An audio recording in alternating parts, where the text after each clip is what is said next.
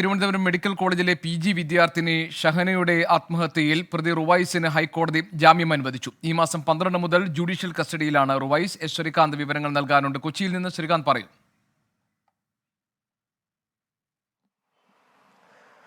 തിരുവനന്തപുരത്ത് മെഡിക്കൽ വിദ്യാർത്ഥിനി ആത്മഹത്യ ചെയ്ത സംഭവവുമായി ബന്ധപ്പെട്ട പ്രതി റുവൈസിന് ഇപ്പോൾ ഹൈക്കോടതി ജാമ്യം അനുവദിച്ചിരിക്കുന്നു. കഴിഞ്ഞ ദിവസം ഇതുമായി ബന്ധപ്പെട്ട കോടതി വാദം കേട്ട് ഇന്ന് ആ കേസ് വിധി പറയാൻ മാറ്റിവെച്ചിരിക്കുകയായിരുന്നു.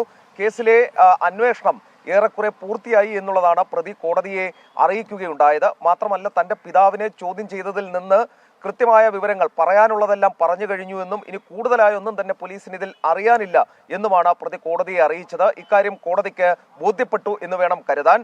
കോടതി ഇന്ന് ചൂണ്ടിക്കാണിച്ച കാര്യം, പ്രതിയെ ഈ കേസിന്റെ അന്വേഷണവുമായി ബന്ധപ്പെട്ട് ഇനിയും കസ്റ്റഡിയിൽ സൂക്ഷിക്കേണ്ട കാര്യമില്ല എന്ന് ചൂണ്ടിക്കാണിച്ചുകൊണ്ടാണ് ഇപ്പോൾ പ്രതിക്ക് ജാമ്യം നൽകിയിരിക്കുന്നത്. റുവൈസിന് ഇപ്പോൾ ജാമ്യം ഹൈക്കോടതിയിൽ നിന്നും ലഭിച്ചിരിക്കുന്നു. ഡിസംബർ 12-ാം തീയതി മുതൽ, ഈ മാസം 12 മുതൽ കസ്റ്റഡിയിൽ തുടരുകയായിരുന്നു പ്രതി റുവൈസ്.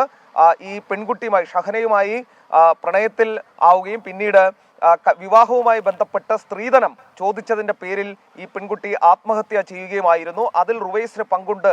ഈ പണം ചോദിച്ച്, കൂടുതൽ സ്ത്രീധനം ചോദിച്ച് ഈ പെൺകുട്ടിയെ സമ്മർദ്ദത്തിലാക്കി അതുവഴി ആത്മഹത്യയിലേക്ക് നയിച്ചു എന്നുള്ളതുമായിരുന്നു റുവൈസിനെതിരായ ആരോപണം. അതേ തുടർന്നാണ് ഇയാൾ അറസ്റ്റിലായത്.